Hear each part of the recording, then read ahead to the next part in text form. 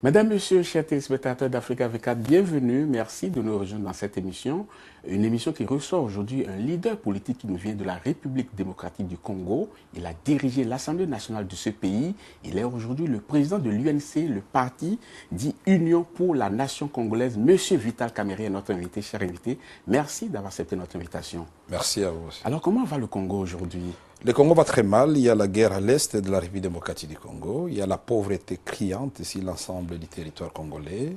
La population vit dans des conditions inacceptables. Et nous disons qu'il y a un leadership pas solide et surtout pas responsable à la tête de l'État. Il y a crise de leadership. Le Congo va mal, vous l'avez dit. C'est pour cela justement que le président Joseph Kabila a initié des concertations nationales qui ont débuté depuis le 7 septembre dernier. Mais votre parti a boycotté l'invitation. Pourquoi cela? Nous avons maintenu la ligne qui avait été définie par l'ensemble de l'opposition. Après que le président Kabila ait rendu public son ordonnance du 26 juin dernier, convoqua les dites concertations, nous avons analysé minutieusement cette ordonnance et nous avons vu qu'elle ne respectait ni la lettre ni l'esprit de l'accord-cadre d'Addis Abeba du 26 février 2013 qu'il avait lui-même signé, qui n'a pas respecté, cette ordonnance n'a pas respecté la résolution 2098. De manière concrète, vous reprochez quoi à la convocation de cette concertation nationale? Elle ressemble beaucoup plus à un congrès de la majorité présidentielle auquel on convie certains invités de l'opposition de la société civile, où les gens iront seulement applaudir et non pas aborder des questions de fond pour apporter des solutions solides au peuple congolais. Mais est-ce que ce n'est pas une erreur par hasard? Parce qu'on ne sait jamais faire des procès d'intention. Peut-être dans la réalité, tout peut se passer normalement. Hein? Je voudrais bien me tromper, mais à partir du moment où la fondation est déjà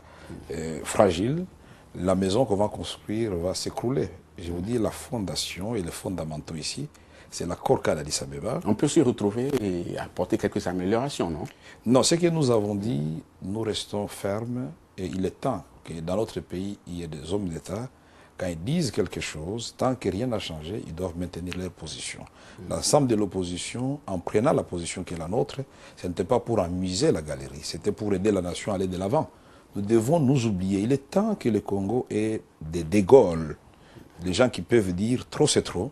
Nous devons nous oublier et que le peuple congolais seul soit bénéficiaire. Dans les conditions que vous avez décrites en début de cette émission, où il y a crise, est-ce qu'on a le temps de réunir toutes les conditions pour avoir vraiment ce que l'on veut? Est-ce qu'on ne peut pas se contenter du minimum d'abord pour construire l'idéal après? Non, quand on a besoin de la paix, qui est un besoin nécessaire pour notre peuple, on ne peut pas se contenter du minimum. Le minimum, ça signifie vous demeurer dans la guerre.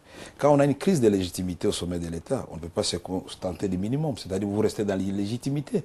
Ils ont quand même, le président de la République, son gouvernement, et le mouvement du 23 mars qui avait pris les armes, jusqu'à ce jour, ils ont fait 10 mois de négociations. Et les gens sont logés dans des hôtels à Kampala, nourris, et ils touchent des per diem qui sortent du trésor public du Congo. Et nous, nous sommes de l'opposition. Nous n'avons plus des armes contre personne, ni contre Kabila, ni contre le peuple congolais. Et le président de la République se trouve mal à l'aise pour nous consulter, nous demander ce que nous pensons en tant que fils du pays, pour que nous ayons un bon dialogue. Et nous allons lui dire si nous le demandons. M. Kamerhe, il est fort probable que ces concertations aboutissent à la formation d'un gouvernement d'union. Est-ce que vous allez y prendre part? C'est non, parce que l'opposition avait déjà l'option que nous devons nous guérir des maladies du passé qui nous ont toujours replongés à la case de départ. Nous ne pouvons pas, après avoir organisé les élections, même si nous les avons décriées, et en même temps nous décrions les élections, en même temps nous demandons qu'on puisse former un gouvernement d'union nationale. Ça va se passer comment? Ça signifie qu'on doit modifier la Constitution, puisqu'il faut redéfinir une nouvelle majorité. Or, nous sommes dans une démarche où nous disons ne touche pas ma Constitution, parce que nous ne voulons pas donner la moindre ouverture au pouvoir en place pour prolonger son mandat et pour se représenter. Et donc, en échange de ce gouvernement d'union nationale, qu'est-ce que les opposants qui vont y participer vont donner au président Kabila? Peut-être que vous ne voulez pas et que certains vont vouloir. Hein, on attend de voir. Les faits sont têtus. Et puis, on avisera au moment opportun. Aujourd'hui, vous, comme l'opposition plurielle, rend responsable le président Kabila de la situation aujourd'hui de la RDC. Si tant est que ces accusations sont avérées, est-ce que quelque part, vous ne vous sentez pas un peu responsable, puisque vous avez accompagné le président Kabila, vous l'avez porté à bout de bras pour l'accompagner au pouvoir. Aujourd'hui, est-ce que vous ne vous sentez pas un peu responsable de tout cela? Les responsabilités sont partagées. Vous savez que les grands hommes sont ceux qui assument leur passé. Et moi, j'avais été effectivement secrétaire général du parti du président Kabila. Ça, je ne veux pas le nier. Son directeur de campagne aussi. Absolument, je ne veux pas le nier. J'étais président de l'Assemblée nationale. 3 ans durant. Mais avant ça, j'étais commissaire général du gouvernement chargé du processus Donc, de paix. beaucoup J'ai été ministre de l'information. responsabilités. Mais vous ne savez pas où je voudrais chuter. Ah. Je voudrais dire que le peuple congolais sait de quelle manière M. Kamere a dirigé et a rempli les différentes fonctions qui étaient les siennes. La dernière, c'est comme président de l'Assemblée nationale. J'ai mis l'église au milieu du village, la démocratie au sein de la chambre basse. Et quand j'étais en désaccord majeur avec le président de la République, j'ai démissionné. Donc c'est ce qu'il faut faire. Il ne faut pas rester dans le passé. Ce n'est pas un péché de soutenir quelqu'un qui avait accepté, puisqu'on doit parler du passé, de négocier là où son père avait refusé. Il avait accepté de négocier avec Jean-Pierre Bemba, il avait accepté de négocier avec les RCD, il avait accepté une négociation directe avec le Rwanda et avec l'Ouganda.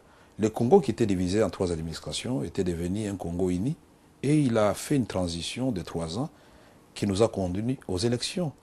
Je l'ai fait élire avec d'autres, mais ce n'est pas moi qui ai élu, c'est le peuple congolais qui a élu. Maintenant, quant à remplir maintenant les promesses faites au peuple congolais, ça, ce n'est plus le problème de M. Vital Kamere. C'est comme une simple fable. C'est discutable tout ça. Vous allez fiancer une femme pendant les fiançailles et elle vous montre une attitude. Et quand elle entre dans la maison, elle change. Qui est fautif à ce moment-là? L'homme le plus adroit doit pouvoir quand même nuancer et savoir que, bon, la femme peut le tromper. Je crois, oui. Vous avez raison, en même temps que vous avez tort. Et M. Kamere, on vous connaît un ouvrage qui a fait beaucoup de bruit à l'époque, intitulé « Pourquoi j'ai choisi Kabila ?» L'ouvrage intitulé « Pourquoi j'ai choisi Kabila ?» Aujourd'hui, les Congolais aimeraient savoir quand même, est-ce qu'il n'est pas temps que vous produisiez aussi un autre ouvrage qui vous dit « Pourquoi j'ai quitté Kabila ?» Je crois que vous avez suivi mon entretien avec les Congolais de la diaspora en Afrique du Sud. Pas du tout. La question m'a été posée et j'ai dit aux Congolais qu'ils doivent faire vraiment attention. Et s'ils font attention, ils vont voir que depuis que j'ai quitté le président Kabila, j'avais pris une pause seulement d'1 année et 5 mois. Et à partir du moment où j'ai créé mon parti, l'Union pour la nation congolaise, et que je me suis inscrit dans la ligne de l'opposition, mais je suis en train d'écrire cet ouvrage chaque jour. Tout ce que j'ai dit, au fait, c'est cet ouvrage qui a plusieurs pages déjà aujourd'hui. S'il suffit de prendre les différents DVD, vous allez voir ce que je suis en train de dire. Et mais moi, sauf que dans l'autre ouvrage, ce n'était pas des DVD. Hein? Et moi, j'ai dit ceci. Il ne faut pas non plus que nous restions accrochés aux individus.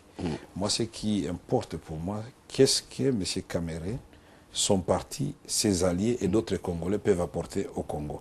C'est très important. Et pour ça, je serai à l'aise pour vous répondre, puisque si on pose la question de savoir, puisque vous nous avez aidé à voter Kabila, même si lui-même maintenant peut-être ne le reconnaît plus, qu'est-ce que vous, si vous le remplacez, vous allez faire? Là, je serai très à l'aise pour vous dire ce que je peux faire. Donc, vous voulez dire que vous n'êtes pas à l'aise quand vous dites que vous avez amené Kabila? Là, vous m'avez pris au mot, puisque je vous ai répondu avant. Bien entendu. Je sais que c'est votre métier, mais n'oubliez pas non plus que nous sommes des politiciens, nous aussi nous parlons. Oui, mais justement, j'irai même plus loin en disant que, est-ce que vous ne constatez pas aujourd'hui que votre passé de proche collaborateur du président Joseph Kabila vous colle au dos et fait que l'opposition traditionnelle a de la peine à vous accepter en son sein? Mais maintenant, cette opposition traditionnelle, nous sommes restés combien maintenant qui ne sont pas partis aux concertations aujourd'hui?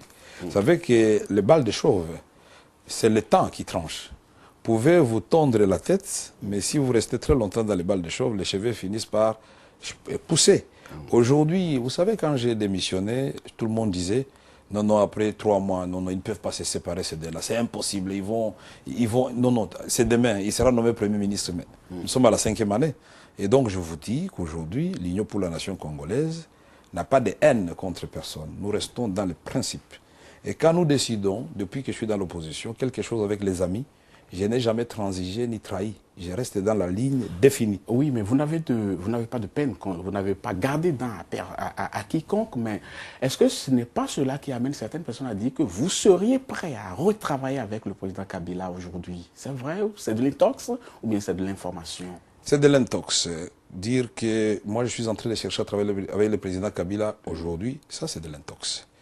M. Vital Kamere a été candidat à l'élection présidentielle en 2011. M. Vital Kamere, son parti, a été aux législatives de 2011, pour un parti qui n'avait que 11 mois d'existence, nous avons 18 députés à l'Assemblée nationale. Et nous sommes entrés encore d'actualiser notre vision pour un Congo fort, prospère et stable au cœur de l'Afrique. Parce que nous pensons que l'avenir du Congo, le destin du Congo, il est national, il est régional, il est continental, il est mondial. Le Congo, c'est comme le Brésil d'Afrique. Le Congo, c'est la Chine d'Afrique. Le Congo, ce n'est pas n'importe quel pays. Et nous devons prendre conscience de cela. C'est pourquoi j'ai dit, le Congo a besoin d'un De Gaulle qui va dire, c'est assez. Avec autant de ressources naturelles, une population évaluée à 70 millions d'habitants, 2 345 000 km², la deuxième forêt du monde, le deuxième fleuve du monde, 55% de toutes les eaux d'Afrique, 120 millions d'hectares de terre et un scandale minier avec Inga, 44 000 MW, capable d'éclairer l'ensemble de l'Afrique et l'Europe méditerranéenne. Mais pourquoi nous ne pouvons pas être en mesure de dire que le Congo, c'est le noyau intégrateur qui va convier d'autres chefs d'État de la région à un partenariat où nous ne serons pas des belligérants, mais des partenaires pour construire l'ensemble, un espace en Afrique centrale, en Afrique des Grands Lacs, où il fera bon vivre pour nos populations respectives. Voilà ce que nous rêvons faire et ça deviendra réalité, j'en suis convaincu. Les prochaines élections présidentielles, la guerre à l'est de votre pays, ce sont entre autres questions que nous allons voir dans la seconde partie de cette émission. Pour l'instant, nous allons marquer une pause. On vous retrouve dans quelques instants. Nous sommes de retour sur le plateau d'Africa 24 pour la seconde partie de cette émission, une émission qui reçoit aujourd'hui M. Vital Kamerhe. Il est le président du parti UNC, Union pour la Nation Congolaise. M. Kamerhe, on va maintenant aborder d'autres aspects dans cette émission et parler de la crise ou de la guerre qui sévit aujourd'hui à l'est de la RDC. Et selon Kinshasa, le M23 serait soutenu par le Rwanda. Selon vous, est-ce que c'est vrai ? Parce qu'il y a beaucoup de choses qui se disent par rapport à cela.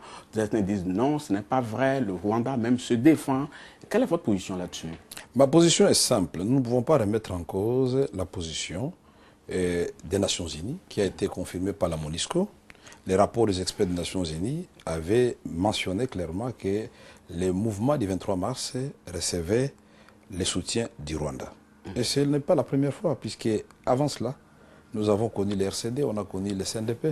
Et moi, je reviens toujours sur ma chanson et mon credo habituel pour dire il y a moyen de nous transformer en partenaires pour la paix et pour le développement dans la région des Grands Lacs, plutôt que de continuer à nous faire la guerre. Il y a moyen.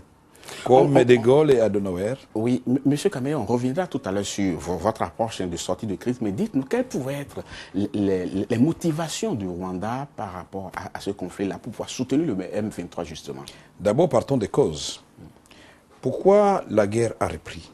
D'abord, après avoir signé l'accord cadre, l'accord global de Sun City, le 17 décembre 2002, nous avons installé le gouvernement de transition 1+4. On a organisé les élections. Mais pendant cette transition, on a oublié un général Lagoma, le général Nkunda.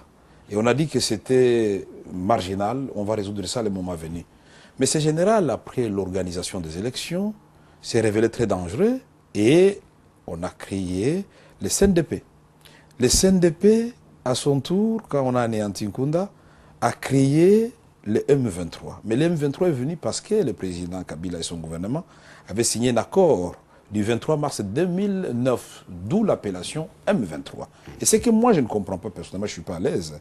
Et là, maintenant, je vous avoue que je ne suis pas à l'aise et je voudrais qu'on m'explique comment, juridiquement, le M23, qui est né au mois de mai 2012, peut revendiquer un accord signé par le CNDP le 23 mars 2009. Et aujourd'hui, le CNDP est dans la délégation alliée du gouvernement en face du M23. Est-ce qu'on est dans une pièce de théâtre pour rechercher la paix réellement ou on est en train de blaguer? Alors, quand nous disons qu'est-ce qui fait courir les gens, les enjeux sont les enjeux économiques. Aujourd'hui, l'exploitation illicite des minéraux à l'est du Congo, ce n'est plus une question à expliquer. Des rapports sont sortis. Le panel des Nations Unies a illustré tout cela. Quand vous êtes dans une zone comme Walikale, c'est un bled perdu du Nord Kivu. Mais ils ont 18 rotations d'avions par jour sur une route asphaltée.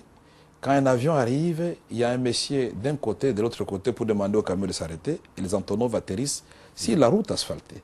pour prendre des minéraux. Et ces avions, ce sont des vols internationaux. Oui, mais vous avez parlé tout à l'heure de rapport des Nations Unies. Est-ce que vous n'allez même pas jusqu'à dire que le rapport n'a pas tout dit, en fait? Si le rapport parle de Rwanda, le rapport aurait pu aller plus loin et parler d'autres personnes ou d'autres États qui en profitent aussi, non? Mais quand on fait l'addition de différents rapports, ils ont parlé d'autres personnes. Puisque dans les rapports de panel, ils avaient cité les multinationales qui achètent les minéraux du sang à l'est de la République démocratique du Congo.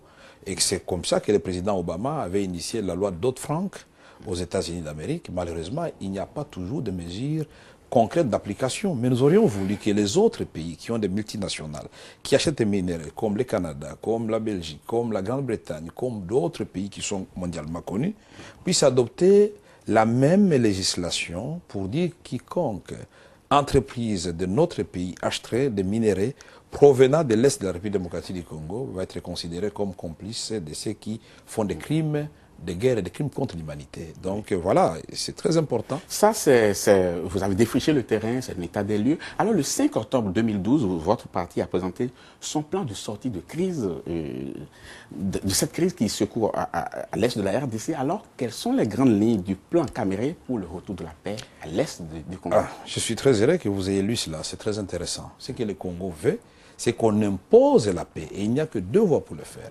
La voie politique diplomatique ou la voie militaire. Et les deux peuvent aller ensemble. Et nous encourageons que les deux aillent ensemble. Et comment? Nous allons discuter à Kinshasa dans le cadre d'un vrai dialogue que nous devons préparer, parce que les concertations telles qu'elles ont commencé là-bas, elles vont échouer. Je ne suis pas un prophète de malheur. Mais c'est tout quand même. Bon, non. Nous devons demander à la communauté internationale de favoriser un rapprochement pour un accord sincère entre Kigali et Kinshasa, entre Kinshasa et Kampala, pour dire qu'ils tournent le dos à la guerre. Le énième accord. Hein? Absolument, on ne doit pas se fatiguer. Il y a plusieurs accords entre la France et l'Allemagne, mais ils ont fini quand même autour de l'acier et du charbon pour s'entendre. Et nous avons beaucoup d'occasions pour nous entendre. Et nous disons donc, nous n'allons pas nous contenter des simples déclarations. Il faut passer à l'action. Il y a les groupes armés nationaux, parmi lesquels les M23 et les Maïmaï. Mais le M23 est en train de discuter avec Kabila à Kampala. Et les Maïmaï qui sont au nombre de 70 groupes armés, jusqu'au nord Katanga et dans la province orientale. On fait quoi? Et c'est pourquoi nous avons dit qu'il y a des mécanismes qui existent. À l'époque où j'étais commissaire général du gouvernement chargé du processus de paix, nous avions les mécanismes DDR, désarmement, démobilisation et réinsertion, pour les groupes armés nationaux. Il y a les mécanismes DDRRR, désarmement, démobilisation, rapatriement, réinsertion et restauration. Non plus, hein? Oui, nous savons pourquoi ça n'a pas marché, parce qu'il n'y a pas eu une forte implication de tous les différents acteurs. La communauté internationale, le gouvernement congolais, le gouvernement de Kigali et le gouvernement de Kampala. Et donc, nous devons dire, est-ce que nous voulons que les choses aillent de l'avant? Donc, un ultimatum doit être donné aux groupes armés étrangers pour dire, monsieur, puisqu'on a demandé au président Kagame et Museveni de vous accueillir et de préparer les conditions de votre retour, ceux qui veulent désarmer, allez, voici le chemin. Et ceux qui ont peur pour leur sécurité, on les cantonne dans des cas, en attendant pour leur trouver, conformément au droit international, le pays d'accueil. Et après, la brigade d'intervention peut maintenant faire des attaques ciblées pour des groupes réfractaires, et ça sera le succès comme ce fut le cas avec Artemis dans l'Ituri. En tout cas, je suis convaincu que les uns et les autres qui recherchent la paix dans cette région de votre pays sont à l'écoute. Ils écoutent vos conseils, certainement qu'ils vont en prendre dedans pour le bonheur du peuple congolais, non? Merci. Nous allons consacrer les toutes dernières minutes de cette émission à parler de vous, de votre vision sur l'avenir, de la vision de votre parti par rapport à l'avenir.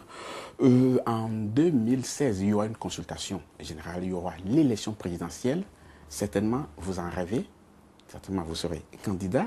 Mais tout à l'heure, vous disiez du score fait par votre parti lors de la dernière élection présidentielle et de la consultation législative aussi. Ce qui n'est pas très fameux, hein, M. Caméré, vous aurez quand même l'humilité de le reconnaître. Mais est-ce que vous pensez qu'aujourd'hui, vous pouvez faire mieux? Est-ce que vous avez plus d'atouts aujourd'hui pour faire mieux que ce que vous avez fait à la dernière élection présidentielle? C'est comme le verre à moitié vide ou à moitié plein. Moi, je vous dis, dans l'environnement de tricherie généralisée qui avait été dénoncé non seulement par la communauté internationale, mais par l'Église catholique, et le président Kabila lui-même l'a reconnu. Le pasteur Murunda l'a reconnu. Je crois que la cible. Ils n'ont pas reconnu que il y a de la tricherie. Mais il y a des missions d'observation. Oui. Et mes bulletins, on les a trouvés dans les laquis, on les a trouvés partout. Pour votre information d'ailleurs, la cible principale, ce n'était pas M. Etienne Tshisekedi, c'était Vital Kamerhe, qu'il fallait absolument anéantir. Et quand j'ai résisté, le score que j'ai fait, moi je trouve qu'il est fameux. Et je vous dis que le 28 novembre 2011, à 21h10, ma télévision, Canal Futur TV, et ma radio ont été fermées jusqu'à aujourd'hui. C'était fermé pour 10 jours, mais le 28 novembre 2011 jusqu'à ce jour, ça fait combien de temps? L'acharnement, c'est sur M. Kamerhe. C'est pourquoi nous sommes en train d'exiger un dialogue franc, sincère, conformément à la résolution du Conseil de sécurité, et que la question de la CENI puisse revenir là-dedans. Comment nous allons organiser les élections municipales, provinciales et autres, qui seraient le premier test l'année prochaine, pour voir comment ça va se passer. Et ça va nous donner une idée de l'imbroglio ou de la sérénité qui va régner en 2016. Donc vous voulez une concertation, dans le même temps il y a un projet de révision de la Constitution qu'il faut que vous condamnez, donc il faut combattre, ça fait beaucoup de chats à fouetter, non? C'est-à-dire, la révision constitutionnelle, d'abord, elle est interdite. Nous avons dit, touche pas ma constitution. Oui, mais c'est ce qui a été dit dans bon nombre de pays africains. Et oui, pourtant, la révision de la Constitution s'est faite. La présidente Kabila nous a répondu à travers son président de l'Assemblée nationale, à travers le ministre de Communication, M. Lambert Mende, pour dire, et on a cité mon nom, M. Vital Kamerhe, le président dit, tenez-vous tranquille, il n'y aura pas de révision de constitution. Mais je suis un politicien. Je suis un politicien. Oui. Les promesses n'engagent que ceux qui y croient. Ah. Aujourd'hui, le président, dans l'ouverture des concertations, a avancé de bonnes idées, mais s'est arrêté à mi-chemin. Quand il a dit, pour décrisper la situation politique, il est en train d'étudier la grâce présidentielle aux prisonniers d'opinion. Mais c'est une très bonne idée. Quand il a dit qu'une loi d'amnistie, projet de loi d'amnistie sera présenté à l'Assemblée nationale, c'est une très bonne idée. Mais laissez-moi dire au président de la République que la décrispation politique aurait dû précéder le débit de pourparlers. C'est ça. Comme ça, les gens vont en sérénité discuter. Et la grâce présidentielle, si l'amnistie est des prérogatives de l'Assemblée nationale, mais la grâce présidentielle, c'est la prérogative exclusive du chef de l'État. Il pouvait le faire aujourd'hui, ce serait déjà un grand pas. Monsieur Vital Kamerhe, nous sommes pratiquement à la fin de cette émission. Je voudrais que vous regardiez cette caméra et que vous adressiez le message de votre choix aux dirigeants actuels de votre pays et à la population, un message d'apaisement, bien entendu. Peuple congolais, nous ne devons pas désespérer. Nous, leaders politiques, je nous adresse à nous-mêmes. Nous devons nous élever comme à l'époque de l'Allemagne et de la France pour dire la République démocratique du Congo et le peuple congolais d'abord, et mettre tous nos efforts ensemble pour que le Congo, qui est ce pays phare au cœur de l'Afrique, puisse jouer son rôle. Nous devons donner à notre peuple les réponses à ces problèmes, nous oublier, et que les concertations ou les dialogues qui vont se dérouler ne puissent pas être l'occasion pour les politiciens pour partager le pouvoir, pour le président de la République pour modifier la Constitution, que ce soit l'occasion pour aborder les problèmes de sécurité, les problèmes de la survie d'un peuple en danger. Monsieur Vital Kamerhe, merci, message entendu. Je vous remercie beaucoup pour les questions tatillantes que vous avez posées, de bonnes questions qui m'ont permis de m'exprimer, de lever d'équivoques sur certaines interrogations. En tout cas, en 2016, on sera là pour évaluer est-ce que effectivement vous avez fait des progrès. Merci beaucoup et je vous promets que je ne dors pas chaque jour, je travaille. Quant à vous, chers téléspectateurs, nous sommes à la fin de cette émission. Merci beaucoup de l'avoir suivi. Prochain rendez-vous très bientôt pour un autre numéro de cette émission. À très bientôt.